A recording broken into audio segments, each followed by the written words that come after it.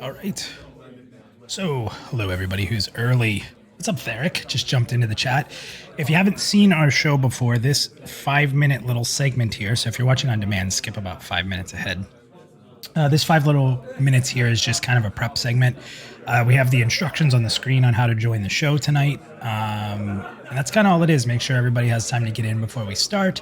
If you haven't seen our show before, we invite anybody in the chat on YouTube to jump into our Pantheon Discord, and you guys can jump into what we call the green room and actually come live on the air, sort of like a sports talk radio show. That's where I got the idea. So on the screen, you'll see some idea of how to join our Discord. The easiest way, and I'm not just trying to pitch our website, but it is literally the easiest way, www.pantheon.plus, and in the top, you'll see a join Discord button. That'll take you right into our Discord and put you in there. So you can chat in the Discord. You can jump into the green room to be pulled live on the show. You can chat into the YouTube chat. There's a lot of ways to interact. So if you haven't seen our show before, that's what this is all about. It's all about you guys. And tonight's topic should be a good one. I don't want to spoil it yet, but if you read the title, you already know. I'm joined tonight by Hoiyah. We'll introduce him a little bit later when the show starts. What's up, dude? How are you? What's going on, man? Not much. This pre-show is a little weird because we kind of just sit here. We got these fancy crowd noises behind us pretending like we're actually important, and there's like stagehands running around helping us, but this is legitimately just a way for me to get people to come into the green room, come chat, and we do need you guys tonight because this is going to be a pretty hot topic. So other than that, I just told Hoiyah that, and Hoiyah, I'm saying your name right? Okay, that's right. Mm-hmm. Okay, cool. I'm not good at that. I mean, you know that at this point, I think. Everybody knows that. I'm not good with names. So let's go ahead. I'm going to give a couple shout outs to people in chat. We have Hassam was here like super early. So if you're still here, welcome. He was here mega early. Stands in Fire, what's up? How are you? Bronson, what's up, man? Zach, let's see. Sacred is here from the VR team. Thank you, Sacred, for indulging us with your presence and a little bit of VR love. So thank you, guys. Theric, welcome. Theric, also. Awesome video, man. I'm excited to see some more content from you. We'll have to get you on Pantheon PlusYou eventually. Cheap plug. Vandrad, welcome. Looking forward to talking to you tonight. I already see you in the green room. So super pumped to get Vandrad in here. We got Lexer in the green room already waiting, so that's going to be solid. So guys, get in here. It's should be a good time. Cerulean, welcome in. Josh, pretty excited. Should be a good crowd for this topic tonight. We have about 2 more minutes before we go live. Oh, Battle Axe Theater. And I know Def just said, woo, in the Discord. So, very, very good. It was not an amateur hour video, Theric. It was pretty good. It was pretty good. So again, guys, we have about 2 minutes before we go fully live. Grab your drinks, grab your alcohol. I am drinking coffee, which is almost gone, which isn't good.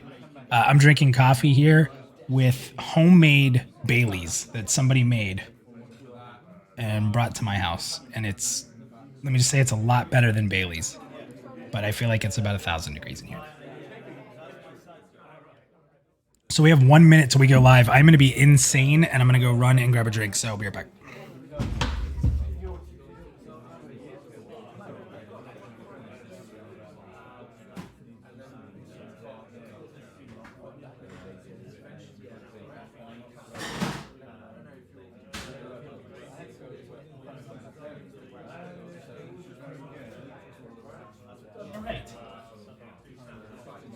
I made it. That's the good news of having a refrigerator fairly close to you. I brought a cooler in.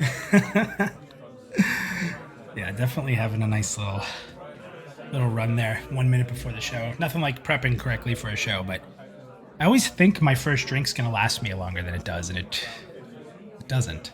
Definitely doesn't. All right, guys, so we're 9 o'clock. Oh yeah, you ready to go? And get this thing fired up. Okay, I'm gonna throw up the viewer warning. You guys are gonna see the Pantheon Plus production. We're gonna get this maybe I shouldn't drink anymore. We're gonna get this show going. So here we go, guys. Get ready. Oh, we're live? We're streaming right now? Cool, awesome, man. Let me just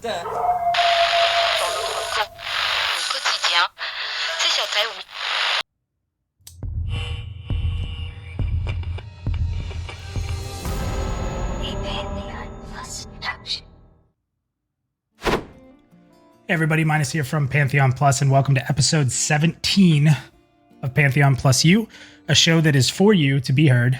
And we actually get some VR devs in here, so you're legit heard, not just by some idiot like me. So it's kind of cool. It means something. So first, I'm going to do a little bit of the cheap plug stuff. I'm going to say Happy New Year to the community. We got all kinds of people in here jumping in right now. So Happy New Year to you guys. Another year being excited for Pantheon. Some of us see that and we say, yes, let's go. And some of us are just going to tell us that it's another year they've been waiting and they're frustrated. But hey, Pantheon PlusYou is all about giving everybody the opportunity to speak, not just people who are excited, but people who are excited and feign it with impatience. So get in that green room if you're one of them too. So everyone's invited on. So first, I just wanted to give you guys a couple heads up. Theric, awesome. We'll talk about that. Don't worry. What I just want to give a couple quick things out here. First, if you guys love the channel and you support us, I can't thank you enough for anyone who hits the subscribe or notifications button. Please, that helps us out, gets everybody in the know, and we can continue to spread the word of Pantheon. That's really what this is all about. But also to get more love for all the different content creators as well, because that's really what we're focused on, getting co-hosts on the show who content create and getting them out on Pantheon.plus, from old content creators who've been doing it forever to people who are just kickstarting their content creation, like Theric. Anybody, please give us a follow. We'll make sure to share out as many of those people as we can as well. Now, something else new that I found out most people don't know about is there is a section on our YouTube page. If you go to like the basic Pantheon Plus YouTube channel, there's a community button. It's across the top of the channel, like in a little bar. If you hit the community button, there's posts that I can put on there, like just early announcements about what shows may be. I may give early announcements on there before we do it on Twitter or in Discord, but also I can put polls up. And one of the cool things that I'm going to do going forward is I'm going to put a poll up for the topic that we're going to do every time. So the day of, you may see that up there. So if you guys have a chance to check it out on the YouTube channel page, hit the community button. And then there's a poll for tonight's show that says, do you want limited or basically yes if you want limited action bars or no. So you guys can get your vote in on there and we can share that either after or live on the air and kind of factor that into what happens with the bar a little bit. So not just asking you guys in chat, but there's a couple more ways to do that. So that's enough of my my begging for your support. It's annoying as hell, so I'm sorry for that, guys. But it's kind of required these days. But that being said, tonight's topic. Well, before we go into the topic, let's introduce Hoiyah. So, Hoiyah, welcome to the show. First and foremost, Thanks for having me. Did you see the comment Theric made about you already? You didn't even get to talk yet. No, I saw the guy behind him that said, "Go Pack, go." Oh, okay. All right. So there you go. I didn't see that one, but I'm going to remain silent as a proper host of the show, at least for another few minutes on that topic. So Hoiyah, you've been a member of the community for a while. Why don't you tell people a little bit about your gaming background? I mean, why you're excited for Pantheon? Just introduce yourself to the community a little bit. Hey guys, so I'm really not as hardcore of a gamer as some of you guys out here. I was a very strong EQ2 player. I played about a month after launch till probably 2012, 2013, pretty hot and heavy. I played a little bit of all the MMOs out there, WoW, Rift, all the other ones, ESO. I played a little bit here and there, but nothing ever really stuck like EverQuest EQ2. Never played the original EverQuest.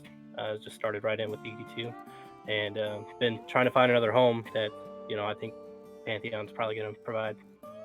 And I love that you're an EQ2 fan. Before the show, we do a little prep. We get to talk in a little bit. And you really said a lot of the things I say on the show. You openly said like, oh, they do that in EQ2. You should have played EQ2. Like you say that in your head whenever I say something about like a guild system. You're like, oh, they had that in EQ2.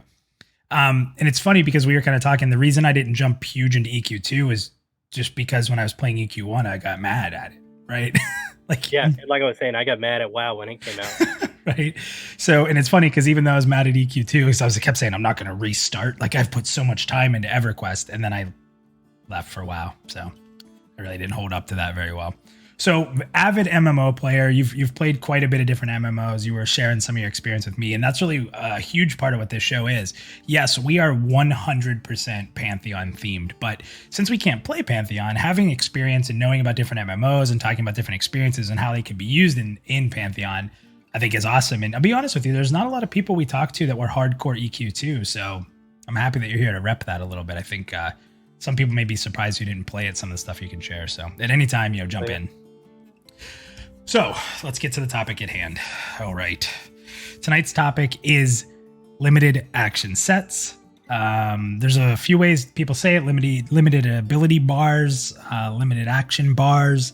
Essentially, what it stands for is the fact that Pantheon, when announced and what we've seen in streams, is similar to the original EverQuest, where you have a set amount of skills that you can learn at one time.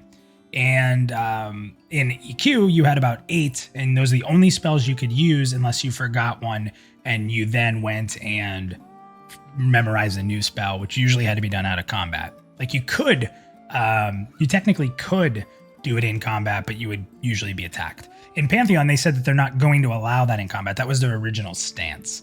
However, in a recent dev stream, and why this topic has really caught fire again, Joppa openly admitted that it's still something they're looking at. You know, they're not sure what is best for the community, for the game. And it's brought up a lot of really hot back and forth. So, Hoiyah, if you're okay with it, I'm going to take over here for a minute, and I'm going to go through my rant and rave, and then we're going to give you a few minutes to do exactly the same, so start prepping your thoughts. So I'm going to take over the screen, and guys, I'm going to go into I'm going to be as fast as humanly possible here, but I'm going to go into a pretty hardcore debate here for my favored thing. So I actually pre-wrote something. I don't do this often. So when I pre-write something, I'm passionate, or I'm just don't know the facts that I needed. So I'm gonna run through this real quick. You guys tell me what you think. Remember some of this stuff. Feel free to ask questions in the chat. Jump into the green room right now. We have Vandred and Lexer in the green room. Please, if you want to get live on the air, it's not scary. You just need a microphone. That's it. So go ahead and jump into that green room. We'll love to bring you in. So here we go. Why is the limited action set important to me? Well, first, it's because Pantheon does not have a talent tree system that we know of.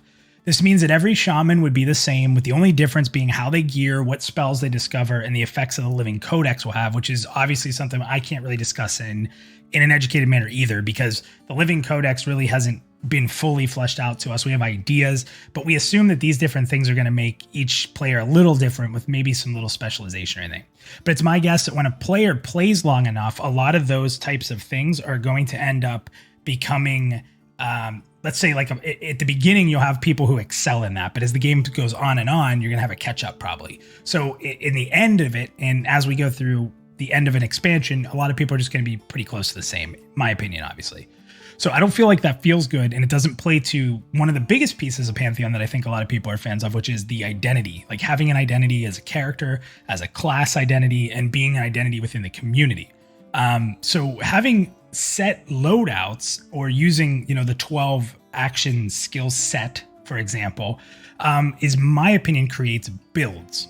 And anybody can kind of reference that from any type of game, whether it's Diablo or it's any MMO out there, or any role-playing game where you kind of have a build, right? So limiting your ability set to refine your role within a group, I think, gives you the identity that's different than maybe another shaman, for example. I feel a lot of the times that the arguments for removing limited action set play on the feeling that it feels bad, or we're not able to use a cool ability at a moment's notice. But, the game really does thrive on trial and error, even though we are expecting that the death penalty is going to be a little challenging. There's still going to be a lot of trial and error in this game. And even to the standpoint where, with WoW, there's a lot of database mining. Pantheon has said in the past that they're not going to put those tools out there to make that easy to do. So it's essentially just the part of it where if we're going to be playing this game, it's all about discovery and being lost and scared in the world. Then basically what that means is that without having different builds and different personas and different roles within the group, that I feel like I don't know how anyone distinguishes them between each other. So that whole feeling bad thing, it's a hard fight for me of someone saying, well, it feels bad to click on this or to change my skill set. So basically, the way I've looked at it is, within the world of Pantheon, we're adventurers. We're not the hero. And I think a lot of people within our community say they don't want to be the hero. They want to be adventurers. It doesn't want to all be about them, right? The mentality of having access to all your abilities for that epic moment is kind of something that's been burned into our thought process from MMOs that are already out there. And I think that that's one of the biggest things, and I've said it before, is that we need to rethink what we know, because if we continue to make Pantheon like the other MMOs out there, then it's not Pantheon anymore. All those things that we want are out there. Open skill sets, fast travel, maps, like all those things that people say, well, in this side, in this game, I can do this. Well, that's what made it that game. And I just think that for Pantheon to stay what it originally was and what drew people in was it being different. And I think that that was pretty important to me. So think about this, being an adventurer and having to limit your tools. It brings the question of who are you? Are you a badass healing shaman? Using shaman as an example because it's got a pretty good current spell set that allows you to do this. Are you a hybrid healer and a support shaman, sorta? Are you pure support, or are you just a shaman? Because if you just have all your abilities, you're just a shaman in my sense. And I think that that's what the big difference is having all your abilities to just rattle off at a moment's notice kind of makes you like a wild turd of abilities. Whereas having to build yourself for different setups gives you an entire game within a game. And if we know what we know about stats, the stats are going to be very, very important to how different spells interact. So maybe if I build a gear set with, let's say wisdom, I'm just making this up, and that makes my shaman an amazing healer. But you know what? The wisdom doesn't really help my debuffs and my damage spells. So I build a wisdom set and I have this full set of gear ready to be a full healing shaman, and I'm a badass at it. But now I can go back and I can start I am really struggling today. I can start farming for a new set of gear to be a different type of shaman. And players that are super hardcore, the super hardcore players will be able to fill multiple roles. Well, the casual player can build, just that one that they're looking for. So the casual player who doesn't want to do all that can just be a pure healing shaman. And then on top of that, the hardcore players can say, okay, well, you know what? You have a healer already. Let me jump in as a support. As a shaman, I'm going to debuff the hell out of everything and make this a lot easier for everybody. And I just think that that's a really important thing because it's not just because EQ did it. I want to be very clear about that. It has nothing to do with the fact that EQ did it.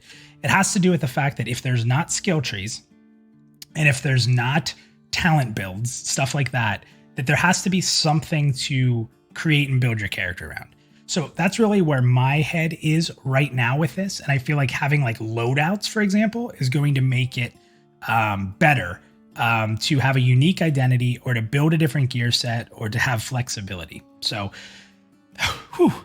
big opening statement there. So what's that mean? I'm going to move my bar. Hoiyah, get ready because I'm going to pull you up here shortly and you're going to go ahead and you're going to have your time to sort of say what you think on it. But let me move this meter.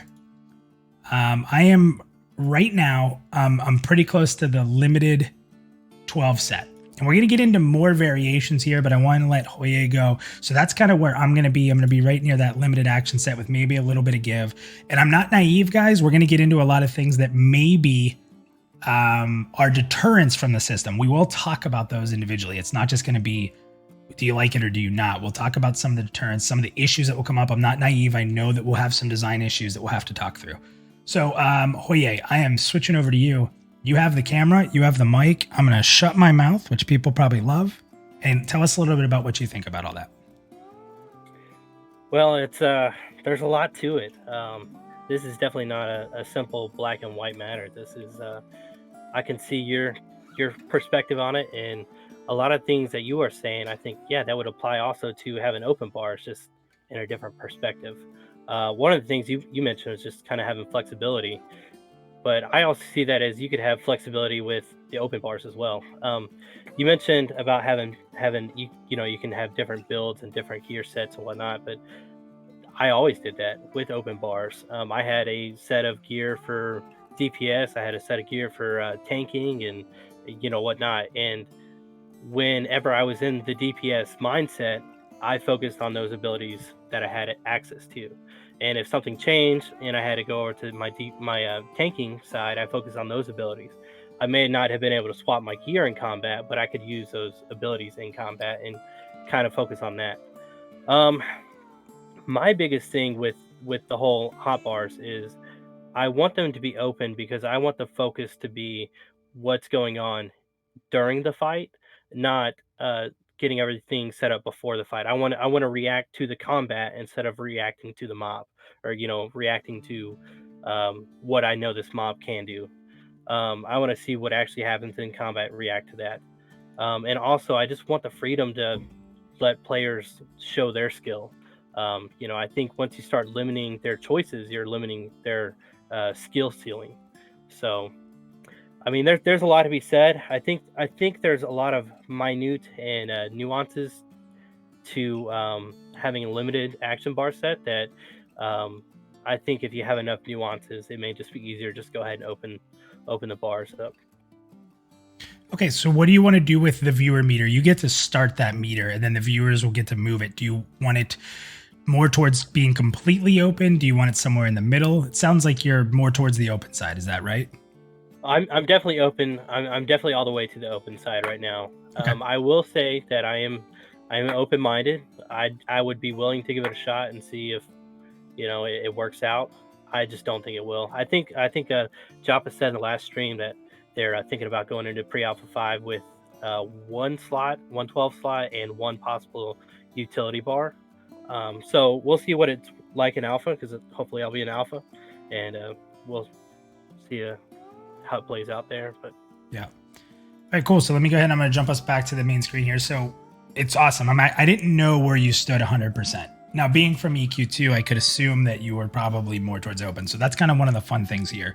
A lot of people don't realize that I don't necessarily know the opinion of the person I'm talking with, unless I want to have various opinions, because sometimes I want the back and forth. So it's interesting you brought some stuff up. Now, I'm going to be open as well. You said that you're not going to, you'll try it. It's not going to chase you necessarily. And I've always been on the opposite side where I was like, you have to have 12.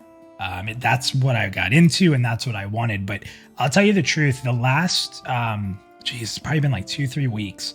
I have talked this topic to death with friends, with community members in the Pantheon Discord, on the side. And I'm going to be completely honest. I'm starting to sway. Now, my opening statement probably obviously sounded completely 12, and I put it to 12, and I'd be happy with 12. So I'm interested to hear what some of the things that people do have to say, because you guys may be able to sway me pretty well tonight. Now, before we jump into the green room, so guys, if you want to get on the show tonight, fill up that green room. We need you guys in there. That's going to make the show go on. We have Vandred, we have Lexer. We're going to do it in that order. There's a couple nuance areas, and I'm curious to see the people that we bring on the show, what you guys think. So first, buffs. So one of the biggest things that I think has nuanced a limited action bar is buffs, like having to take them off, put them on, take them off, put them on. And like the tedious nature of that, which is funny because even when it was an open, even when it was kind of like an open skill system in WoW, people still got annoyed with having to put buffs on. So I understand the tediousness of having to memorize a buff and put it on a group and then redo your combat set. But at the same time, even when it was open, people complained about having to buff. So that argument doesn't hold a lot for me, but that's something to talk about. What would you do with buffs so that it wasn't as tedious? And then it's actually interesting because in chat, and I want to see that I get this right, Stands in Fire brought up the fact that like a Dire Lord has 3 stances. Are you going to use all 3 of your action slots for 3 stances? So that does feel a little odd too, right? So if you're a Dire Lord, why don't you know all your stances? So how do you manipulate to, if you do a limited action bar set, what is your ideas out there? Say it in chat, say it in green room, whatever you want to do. But what are your ideas out there for like unique class abilities, like stealth for rogue, right? There's not gonna be a single rogue that doesn't have stealth. So is that something we should have to put on our bar? How do we differentiate it? And if we're differentiating so much, is it worth having limited action bar? Like what's the alternative? So come up with some crazy unique ideas. I'm curious to hear what you guys have to say about that, or just trash limited altogether. So Hoiyah, anything on any of those things like buffs or the unique class abilities? yeah, so like Warriors, for example, they've got their banners. They've got, I don't know, I think it's 4, maybe 5. They've got several banners. They've got battle cries, and they've also got stances too. So I mean, that already takes up most of your bar, let alone your taunt and your other things like that you have to have for tanking, shield block, that kind of thing. So I mean, I don't see, even if the people want a set 12, I think there's going to at least have to be a buff bar, a stance bar, stealth bar, something like that, just to help alleviate some of the pressure of just having a set 12. But I mean, yeah, there's a lot of special class abilities that you just have to have, and should it really take up a slot? And some of the ones that are more situational, is that going to be worth taking up a slot? Like the rogue has one, I think it's called Shadowfall. It basically is kind of a death from above. You attack from above and jump down, but it can only be used out of combat. So are you going to really give up one of your precious 12 slots for something that can only be used out of combat? The warrior has one as well too. I think it's a storm. I think it's a charge. I think that may have actually been changed recently to where it's usable in and out of combat. But so those situational ones, they're great abilities, and it's perfect to use them at the right time. But because they're so situational, I mean, how many people are really going to give that up? It's a great point. And honestly, that exact point that you just made has been made with me before in various ways. You did it really well with the warrior. I didn't even think of that. But yeah, you're right. Some of those things, and that's where I'm starting to lean towards having that secondary bar to where you can. So the other thing we haven't even talked about is like clickies. And for anyone who's played any of the EQ games, you should know what a clicky is, whether it's an item that you can click on to do something with, potions, scrolls, whatever it is, you instead of having to open your bag to click on them, you'd like to hotbar them up there or create macros and stuff. So at the same time, there is a lot that probably needs done outside the 12. So that's where I'm starting to really say, okay, I like the idea of a limited action set. But yes, we do have to have some of those situational abilities available. And in the unique class abilities like banners, stealth, dire lord stances, etc. So it is interesting because you don't want to sit here and have to design each class's interfaces to be different. But at the same time, like you start to think of all the nuances from class to class and you start to say, okay, well, there has to be something to supplement. And that's where I'm really starting to lean away from the limited action 12. I'm not saying open it up, but I'm saying, how do we make it so that it makes sense? And I think that you open the bars. Yeah. And that's a great argument, actually. That's why I'm having such a hard time staying where I'm at, because you're right. You're 100% right. So for right now, I'm going to stay at the blue. I might, no, I'm going to move it. I'm already moving down. This has never happened in show history. I'm going to move down to saying that you need a limited, I'm going to put it right in the middle, that you need some sort of action word, but I'm not on the open it up. And we'll get into that a little bit in a different style topic with this tonight. But before we do, we've already talked for about 25 minutes. We haven't got into the green room yet. We have a lot of the chat lighting up. So what we'll do, guys, is we're going to bring Vandred in first, and we're going to chat with him about the topic. And then we're going to start going through the chat and just sending out some of the comments that you guys have done. Maybe we'll do that with Vandred. So Vandred, when you're ready, I am going to pull you in. I see that your mic and your headset are good to go. So pulling in Vandred now, guest number 1 tonight. Welcome, Vandred. Hello, good evening. Good evening.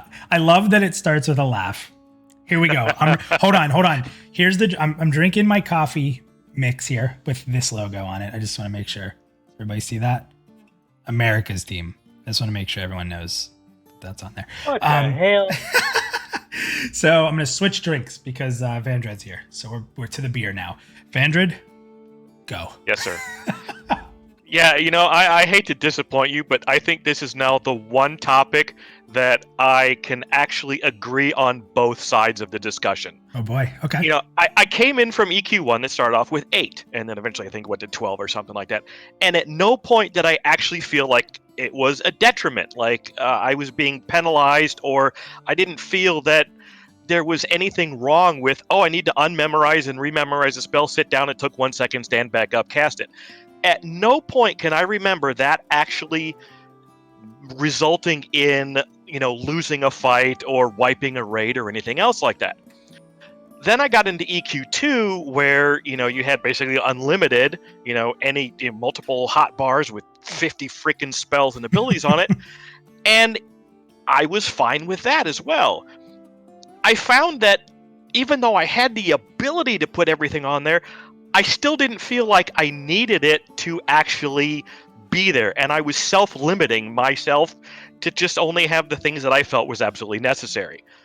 There's always going to be optimization, right? Exactly right. Because, you may want to have, I might want to keep my invisibility spell up every single time. Okay, that's just fine. But for the most part, am I going to keep a level 4 DD spell? No, I'm not. I'm going to keep all of the best versions of everything available. And I look at it this way. After 50 levels, let's assume that we get 1 spell per level. So after 50 levels, we're looking at 50. That's probably even a bit. Yeah, that's probably high, and we're going to get replacements of spells. So it's not going to be 50 unique spells. It's only going to be 50 spells total. So you're probably going to only be using the best version of whatever it is. So with 12 slots and only having 50 spells, you've already got access to 24% of your spell book. Yeah. And if you're in a fire zone, you're not going to be memorizing fire-based spells. So those don't really count. So really, at any one given time, you're probably only going to absolutely need maybe 15 or so, and not anything else. But in the end, for me, I'm not going to be impacted either way. I will play just fine with 12, and I will play just fine with unlimited. It's not going to change how I play. Vandred, where would you put yourself? And this is not trying to pander to your ego. I'm being honest. Like, be honest with us here. Where would you put yourself in like a player level? Would you say you're a high skill player in your? Yes, okay. I would consider myself a high skilled player. So there's been an argument out there, and I'll get Hoiyah, you can jump in on this too. There's been this argument out there that, and I just read this today on Reddit, that if you limit the abilities, you're going to make it so a bad player is not good at all, and that you're limiting a good player from being great. I don't agree with that. I think that a great player will find the right combo, right? Is that how you look at it? I would, yeah, I agree that it's not going to make a great player only good. Good players can do a lot with a very little. I think they could do just fine with 8 in this game, and I'd say that they would do everything just fine and not feel any negative impacts for only having 8. What were you gonna say, Hoiyah? I think limiting it to 12 will shrink the gap, the skill gap. I don't think anyone's going to have, the better player is going to have an advantage, and the weaker player is not going to have an advantage. I think they'll both have the same advantage and disadvantage. I think the gap between the skilled and the non-skilled will be shrunk with a more limited set. Now, is that something that, I would consider myself a high skilled player. Oh yeah, are you high, mid, low skill? Where do you think you're at? You were saying you did quite a bit. When I really get into the game, yeah, I know all the mechanics, I know all the numbers, and I generally try to max out whatever my role is. So I would say high.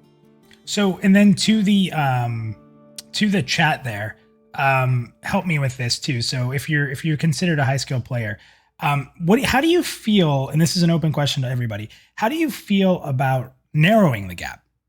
Do you like to narrow the gap from no casual to a high skill, or do you want a bigger gap? And what's better for the game? I want a big of a gap as possible. Not because I want players to be punished, but I like it when players are given a limit, or given some set of tools, and the people that can figure out the best way to use it at a spur of the moment, setting them apart from others, helps give other people something to aspire to. If everybody is at the same level, then it's bland, it's boring. You've got nothing to really. There's nobody at the top of the mountain shining an example of saying, wow, if you could just, do something like this, you could be like this person. It's like all the equipment and the flashy gear and whatnot. It's something that attracts people and helps them aspire to be better. Yeah. So, and it's an interesting thing because, I started to think a lot about why I want a limited action set, and I come up and I think of these games that are just so bloated with abilities. The little bit of time I played EQ2, it felt very bloated. I played a swashbuckler rogue, and I just felt like I had 7,000 abilities I had to click every fight. And then the one that really stands out for me, and I said this before, is Final Fantasy XIV. I played a summoner. And it was just like the rotation was literally a chain of 20 abilities or so.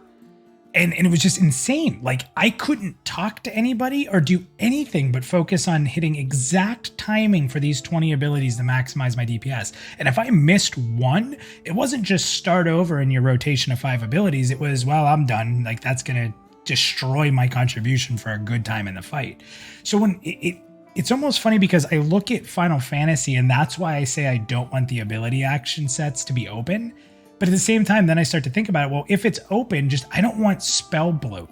So Yes. And I think ability bloat, I think that should be looked at different than if your bars are open or not. And I think that's a big point a lot of people have made is that, there's, we don't want 100 abilities to click. We don't want, 50 clicks per second. We don't want that.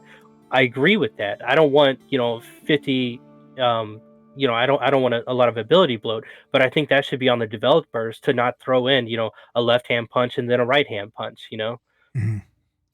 Yeah, and I mean, so that's an interesting thought process is it the spells that are more important than limited action set? If we had if we had 2 bars of 8 and we had 16 abilities, but what if instead of bloating us down with tons of abilities, or let's just say we had 20 slots, instead of bloating us up, like only give us 20 great abilities that can be customized. Like they can be customized with stats or maybe some kind of rune system. And I know a lot of people aren't fans of Diablo in our community, but in Diablo 3, you get an ability and you had like 5 different runes you can attach to it to change what it did. Instead of like just loading up this massive spell book with tons and tons of spells, why not just give us less spells that are more impactful and can be modified? And that's your build setup. That's your loadout. Like I want my fireball to hit for more, but it's going to be a slower cast, for example, or it's going to leave a dot, and you build out like that and you build out your gear sets. Then it doesn't really matter how many bars we have because we don't have 5,000 things on our screen. So it's an interesting thing that when we look at this, it's limited action bar also ties heavily into the development. Is the development going to be benefited by having a limited action bar? Does that help them manage overload or overpower or balance if they limit it?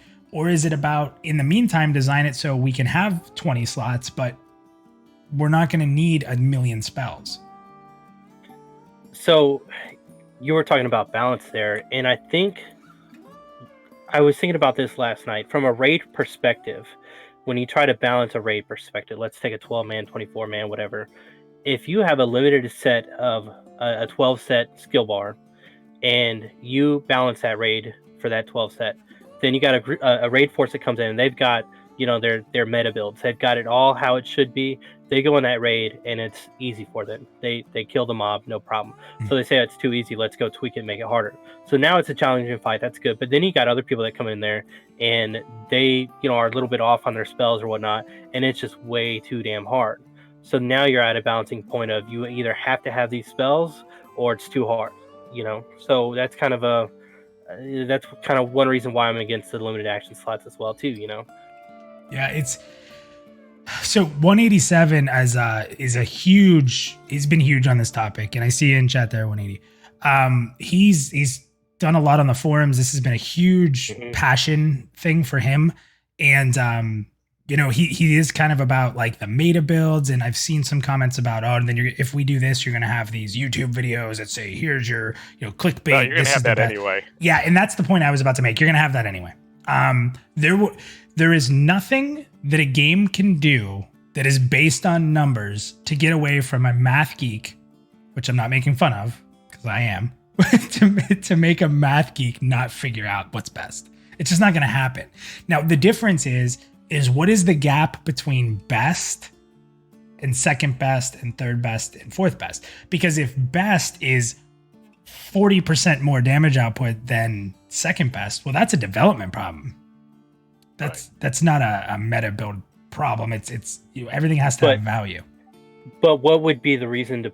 I mean, even if it was only a 2% difference, why would you pick the second one? So that's actually an amazing point. Ease of rotation, right? If it's only a 2% difference, but the one that's second is a little easier to pull off, a lot of people will, in fact, go with that. There could be flavor. People that really like their class or like certain abilities might just want to use them. So that could play into it. For people like us, I'll be honest with you, even for me, I didn't always play meta build. Like I played a freaking warrior tank in BFA. It was considered the bottom 1% of top tier tanks played it. But I made it work, and I used abilities that people said you should never use, and I was successful. So some people just like to experiment and prove the meta wrong, whether it works or not. So there are reasons for that. But at the same time, I think that not everybody's like us. Not everybody's a hardcore player. There's a lot of casual players. There's a lot of people that are in the middle tier, and those people don't care about a 2% difference if something feels better. That's a good point too. Vandred, do you want to stick around for a bit? I'll bring Lexer in here. Yeah, sure. All right, Lexer, go ahead and unmute your microphone and turn your headset off or on or whatever, and we'll bring you in and we'll give you the floor to kind of. So before I bring him in, though, Vandred, what do you want to do with the meter? You want to leave it open? You want to pull it towards? Yeah, I mean, I'm going to have to leave it open because as far as I understand it right now, you cannot change abilities when in combat. So if that stays, then you really typically have a limited action set because you can't change it in combat. But if you are allowed to change it in combat, then essentially you do have an unlimited action set because you could sit down, unmem, remem, stand back up. You could do that in EQ1. I don't see why you couldn't do it here. There was a little bit of danger involved in doing that. Yeah, if you sat down. Sitting down lowered your effective level and increased, a mob willing to turn on you. So, I could see that as the compromise of just let people change spells in combat. Yeah. Yeah. So you right now you want it open though, is what you're saying. Right? I can't say either way. I said I will play the game either way, and I will be a good player either way. I think that a limited action set will differentiate good players or really good players more than just the casual players. So because I do like having that separation both in flags and keys and abilities, I would say limited action with utility bar. Okay, so we'll move it a little bit towards the middle. We'll balance it in between where you guys kind of are there. Yes. Okay, so let's get Lexer. We're bringing you in now, and then we will get to Elbrus, and we will get to Strata, who just jumped in there shortly. Lexer, bringing you up now. What is going on, Lexer? How are you? I'm breathing, so that's good. Okay, continue to do that, please, because I don't want to fill out paperwork if that were to stop on the show. So I don't know. I think your ratings, at least on this video, would go pretty high. Lexer dies on the. I'm gonna have to make a super clickbait video of like me resuscitating you with like arrows all over it. Click on it. Lexer dies. Yeah. So Lex, I'm gonna give you the floor. We've all had the floor for a bit. I've kept Vandred in here, so you're gonna have to deal with his responses. A little different. No. Yeah. So where do you stand on this whole thing? We've touched on a lot of topics. We've talked on spell development. We've talked on utility issues. We've talked on class-specific issues. I mean, you've been following this game longer than most of us. So, was this something that when you first read about the game you liked? Did it draw you in? Oh, absolutely. I'm of the belief of the fewer options you have, the more each individual one counts. So if you have a game like EverQuest 2 or Star Wars The Old Republic, your abilities don't count for much individually because there's just so freaking many of them. There comes a point where you're like, you just don't care. Just smash your keyboard, something's going to happen. Yeah.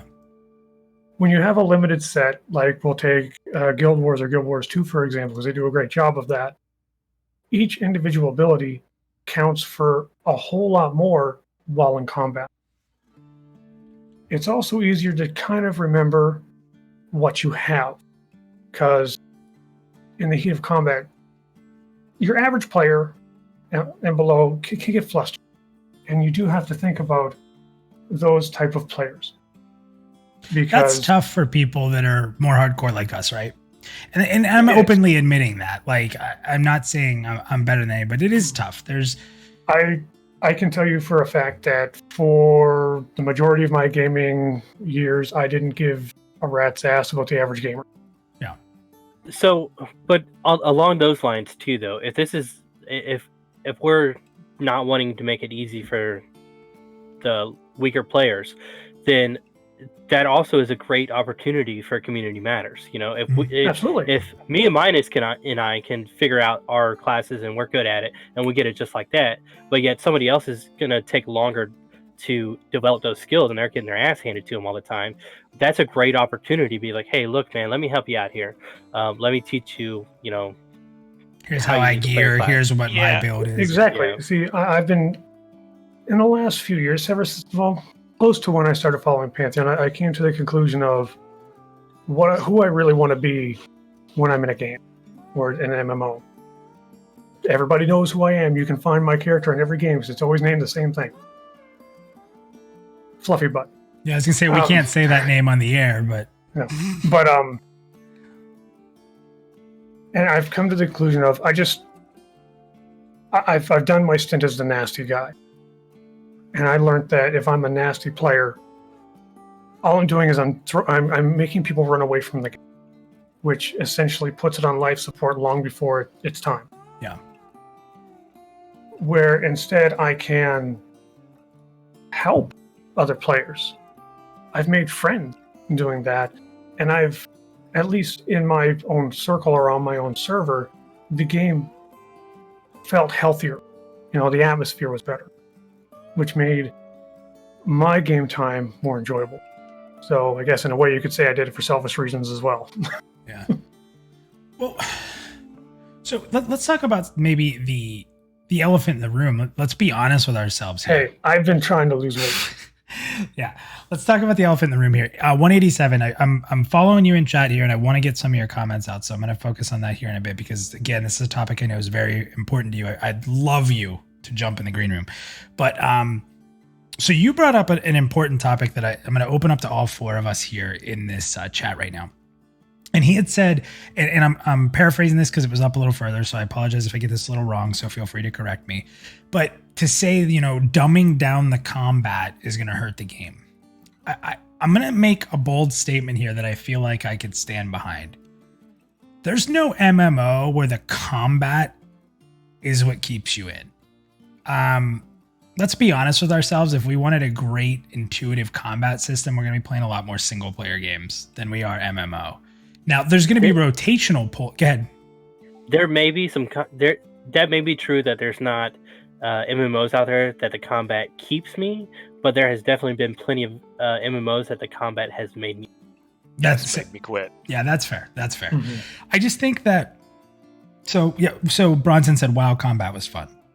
It was fun at times, but as it got harder, and maybe it wasn't content that everybody saw, we were actually talking about this prior, but for anyone who played Legion or BFA, I hate the comments all the time that WoW is so easy. Yeah, go play Mythic plus 20 dungeon run and tell me how that goes for you. It's one of the hardest things I've ever done in my life in any game. And it was so hard you couldn't talk to each other because combat was so important. And if you didn't hit every button right, you literally could not beat it. You literally had 5 people. If they didn't play perfect, if they weren't geared perfect, if they didn't move perfectly and stand in the perfect spot, you could not beat it. And that's fine and dandy.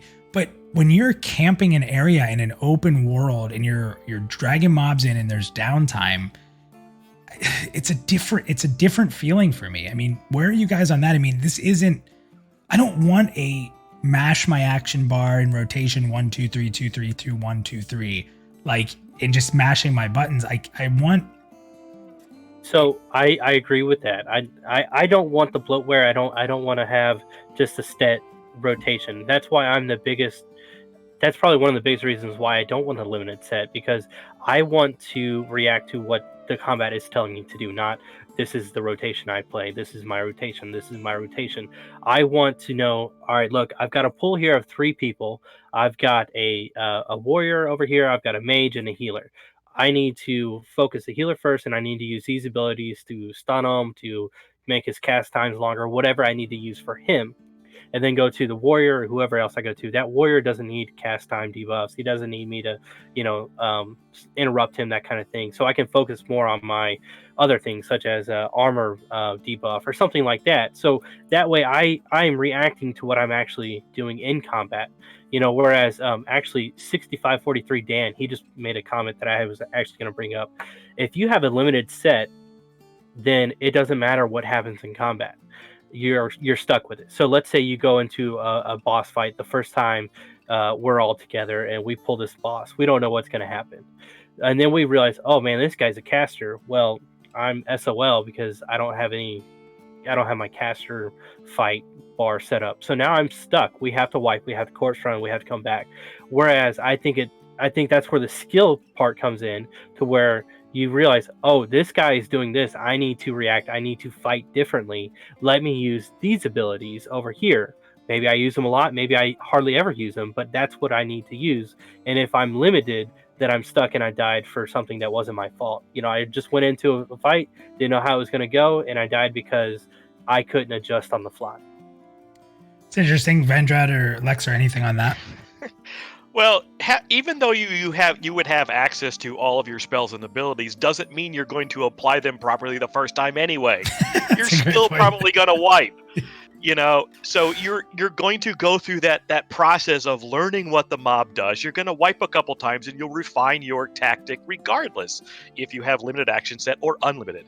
And that's true. But what if I could manage to pull out the fight because I knew what needed to be done?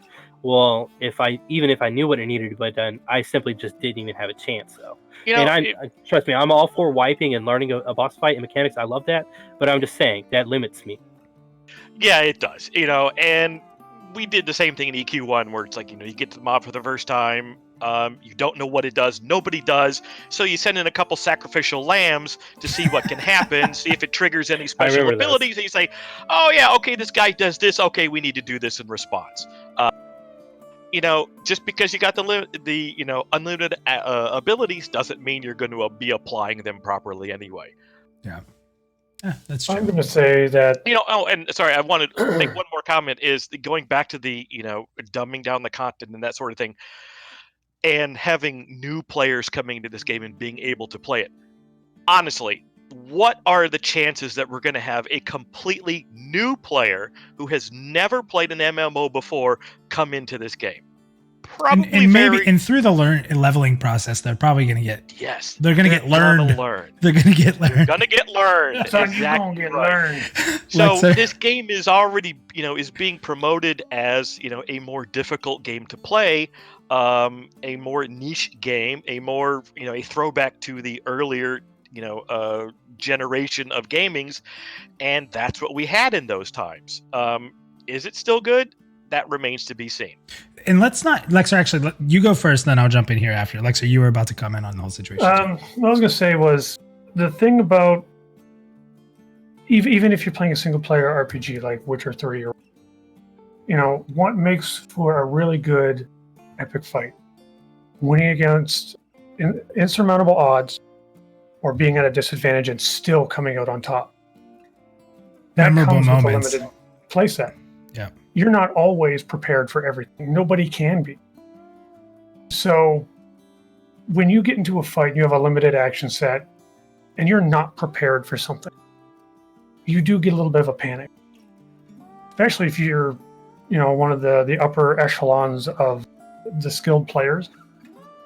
Because you don't want to lose. Yeah. And all of a sudden you still win. And there's probably more people than I can count who have come out on top in a situation like that. And what do? You see them on streams all the time. They jump out of their chairs. They're dancing around. They're screaming and yelling. And I feel like limited sets actually facilitate more of that style of combat. To address what 187 said, which 187, I think, if you're stalking me, that would be great because I see you everywhere. Listen, 187 is a VIP. He is the one thing, guys, and 187. He's a VIP that will watch you pee. Yeah, I hope that you don't take this negatively because I say this positively. He is so passionate about Pantheon. There's nothing wrong with that. And it's nothing and he we has need people like that. Yeah, and he has some great things. He is standing his line on, and I love talking to him about it. I love reading it. I don't always engage. But, we need people like that who do stand and fight for something that's important to them because that's why we're all here. And that's what if we don't do it now, we won't be able to do it later. So, right. But to address what he said, dumbing down combat, we'll say Ultima Online. Yeah, that's a bad move. plain and simple. Whoever does that needs to be slapped. Because you can have complex combat, but have almost a gentle introduction to it where it gets more complex over time. There's, you could say something like talent trees, AAs can introduce stuff like that. And I guess in a way that is correct. But I don't think an MMO has really done it 100% yet. To where you could take an 8-year-old child, sit them at an MMO, have them make a character, and they don't feel lost or confused. Yeah, they would need a lot of help usually. Those Right. are the ones that usually need a lot of help. They got family that plays, something like that. Right.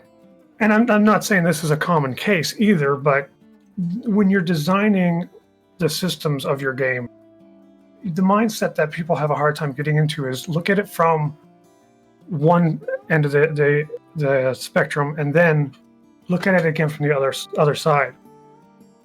Because if you can make it easy for an 8-year-old child to get into, but offer enough complexity where the spreadsheet commandos and the guys that like to run simulations can get in there What are and you really saying? just go nuts. I'm just kidding. Then you have 100% perfect system right there. Yeah. You know, All right, Lexer, what do you- That's going to be difficult to do, though. it is. I'm not saying See, it's easy. And I'm with a not saying limited, it are can you- ever actually be done. Are you saying with a limited action set, it's hard to do that? Is that what you mean? Oh yeah. No, I think I'm it's general. general. I think Okay. I think it would probably be harder to do it with open. I think it'd be easier to do that with limited. But either way, I think it's very hard. I almost don't even think it's possible. The culture has changed so it might much not that there's a lot we want to go back on, but there's a lot we can't go back on. Well, see, And that's the difficult part. But sometimes a game needs to tell you what you can't do. And I don't think there's Right. anything wrong with that. I don't think there's anything wrong with a game saying, just because you did this in WoW or you're used to this, doesn't mean you can do it here. And right. It's a design Right. choice. yeah, and at the end of the day, I've said this to a few people. There are games that we can all say are our favorite games ever. Like one of my favorite games is Final Fantasy Tactics, for example. There's things in that game I don't like. It's still my favorite game of all time. But there's things I don't like. There's things I would change. But you know what? The developers made it that way. And I just dealt with it. And I think that there's going to have to be some things that if the developers are really for it and it fits the design, they got to stick to it. Yeah. But And does it- I'll but go does on it- record saying nothing's ever going to be perfect. Does it fit the design? Now that's the question we have to ask. So that's a good point, and that's kind of what I want. I really wanted Joppa to kind of explain a little bit further when he said what he did. Do you have that video? Do you want to throw that up there now? Put me on the spot here. sorry. No, you're fine. I might be able to. Keep talking, guys. So, Prepared. So it was in the last stream, the December 23rd video, and Ko asked me. He said, "Hey, what's up with this? Skill bar? Are we going to stick with that or not?" And that was the first sign. I believe that was the first sign that the devs showed some hesitation about the 12 slots. And essentially, what they said is like, "Well, we're going to go into pre-alpha. We're going to have the 12, but we're also going to give a utility bar." He said it may not even be the full 12. It may be a smaller utility bar, but that will be for like buffs and stances, that kind of thing. And he said we're trying to make the pacing slower and more methodical. All right, I have it ready. Do you guys want me to throw that video up real quick? Yeah, go ahead. It's a pretty quick video. So if you guys haven't seen this, this is a clip where Joppa openly on the Code Carnage stream started to talk about the limited action set and kind of where it stands. So let me throw it up. If there's a little bit of volume issues, I'm going to be adjusting it on the fly. So I was not ready for this. So we'll see how this works. But I'm going to go ahead and throw this up real quick. You guys can check this out. And then I think it's a great discussion point. So here's a very quick little snippet where Joppa talks about thinking about, the whole process here. So if you're watching the video on YouTube, you'll hear this. If you're in, you probably won't hear it, Booch, but I'm sorry, Hoiyah. But let's go ahead and transition this over. So now I'm noticing I have more skills. Like there's a couple skills in my skill book that I'm not able to use. Multiple hotbars. What are you guys thinking with that? Yeah, so the limited action set is something that we've been talking about for a long time. We want combat to be strategic. We want you to think about kind of your loadout, so to speak. In these streams, we're moving relatively quickly through the content, and but in actuality, we want players to take their time to be a little bit more thoughtful. But at the same time, limiting the hotbars has also proven to be a bit of a design challenge and a concern for us as well in terms of the long-term viability. And so, and some of that is because, for example, if you've got clicky items and you've got consumables, things like that, then where do you essentially run around with your inventory open, just so you can have access to those things? And so we're considering a few different options for how to revise that approach to where, one way would be retaining the limited action set, but then having a secondary hotbar for things like buffs and utility items and things like that, or it could be just opening up the hotbars and kind of going with a more traditional non-limited approach. So we just haven't landed on a final decision on that yet, but definitely need to get something in sooner rather than later. Okay, so there is it's on the fly here, huh? Put me on the spot there, Hoiyah, but I think I delivered. Did I get it? Did it happen? Did everybody hear it? That was good, man. That was quick and everything. That was good. Whew.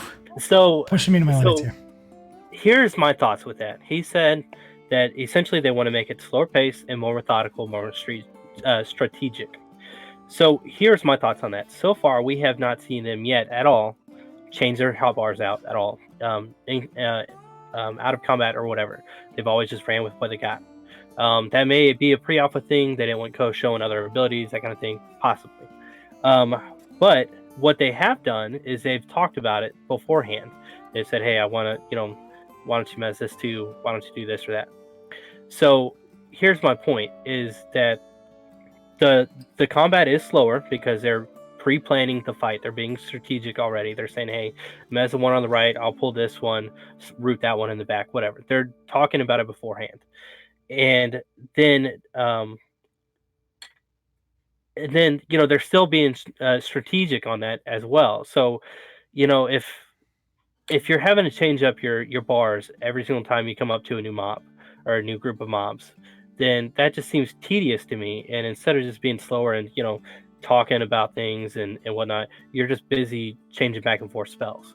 And if you're just gonna change your back and forth your spells anyways, why not just have them there and then just use them, like, hey, we need you to use your mez, we need you to use your root. Whereas normally, like how they've been doing, they just change their bars if they had to, which they haven't done that, but if they had to, they would have, just changed their abilities, used that, and moved on to the next fight and possibly done things different. Well, that just seems tedious. Why don't you just have them all at the ready? Is tedious bad? No. Yes. I think so. Yeah. And I think that's an interesting topic with it, right? Like, so that brings into the buffs part too, right? Like I have to buff and let's assume there's going to be some modernization to changing abilities, right? Like you're going to have like a preloads or like something in your inventory system. This is my thought process. You're going to have something in your inventory system where you can like click on your preloads and maybe it's a 10-second cast and then it changes your whole bar out. Like let's assume that we're going to modernize the changing process. It's not going to be like EQ because I think that should happen. I think we could probably all agree that if there's a limited action set, we should have the ability to completely change out that set fairly easily. So and on the fly when you're not in combat, maybe. Okay. Correct. So if that's the case, then some of that tedious. Okay, is it tedious to click a button, then put all my buffs on in my strategic build, right? This is my prep build where we're prepping, and then I have to hit a button and change it back to my combat build. Is that tedious or is that okay? Because that is tedious to me. Okay. So I would go ahead. We know that there is going to be some downtime, nothing compared to the EverQuest era, but there is going to be some downtime where casters do have to get their mana back. That's the perfect time right there to make any adjustments that you need, and you're still technically doing two things at once. You're recovering your mana, and you're adjusting your action set. Yeah. With that, it's like you're still doing you're meting anyway, so it kind of helps that pass faster. So here's my thoughts on that. And I think one of the reasons why they say they want to slow it down a little bit is to also give that downtime. And the whole reason they wanted the downtime to begin with is for people to have a community, build relationships. That's a great time to say, hey, Minus, how was your day at work? Hey, did you get that promotion? Hey, Lexer, how's your mom doing? These kind of things. Well, I'm sorry, if I'm having to sit down and I got to swap up my gear, I got to swap up my skill set, then I'm distracted. I'm not even paying attention. I mean, I may halfway be paying attention. Unless it's one button. You can't do that with a click of a button and then still talk on Discord. Really? Come on. If it's one button... Yeah, maybe. It depends. So I'm the type that I want to be top. I want to be the best, most efficient DPS tank, whatever it is. So I'm the type that if there's 3 casters, I'm gonna swap. I'm gonna put on all my caster gear, resist gear, whatever, and any setup I need to. But then the next one, if it's all DPS, I'm gonna swap everything out again. And I'm gonna do that every single time. That's tedious, Or I'm just gonna have one very bland, overall generic set, and then not worry about it. But at the same time, that again is limiting me, and it's not letting me play. I want to address something really quick. I don't want Hold on, to- really quick. Something that was brought up in chat here was by ES.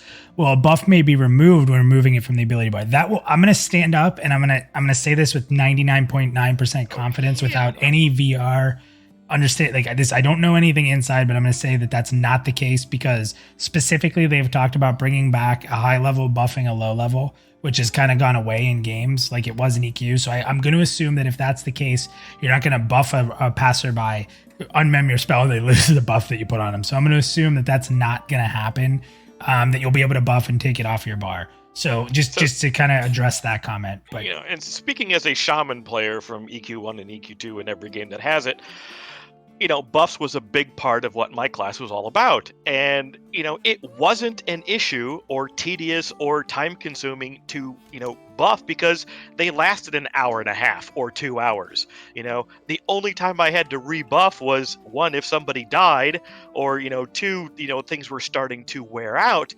But I was always planning ahead.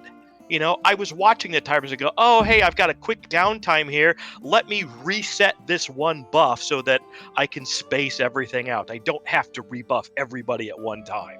So you don't have to keep those on your action bar because they're not needed all the time. So let me real quick jump in. So Lexer, first of all, you haven't moved the meter yet. So where do you want to put that? And I'll give you a chance to respond. I'm going to go up. But, first off, I don't want this to come off like I'm trying to be a bastard. Be you, what brother. Everybody knows about me. Be you. Okay. Because the thing is, there are times where if I have the bar space, I'm putting abilities. So I want to make that clear. I'm fine either way. I will do what I need to do. But there's this math problem, and I think it was called the postman problem. I'm probably misquoting it, and I probably look like a complete idiot. But anyway, it's a practice in... There's a point where being efficient that you're trying to be so efficient that you're inefficient. And I've been there. I know exactly what it's like because I've swapped my resist gears, pulling something that's fire-based, and then going, oh, the next one, ice-based, so then I'll swap to ice gear, I've been there. But when you have to swap your gear for every single fight to be maximum efficiency, you're not being efficient because technically you're losing experience per hour or however you want to look at it. Because you probably would have been just as fine kind of going with the average gear and plowing through it. Would you be a little less efficient in terms of damage if you were taking it? Yes. A little less damage output? Yes. But in the end, you're still going faster. But at the same time, if you just give me access to use these abilities, I don't even have to change anything. I just change my mindset. I change of how I play. I change my play style by just using these abilities when I need them and using the others. Whereas, the only difference is I'm not wasting 10 seconds every fight to swap out my... All right, so the question of, switching out every single fight. So looking at the zone that they've been in so far, Amberfey, okay?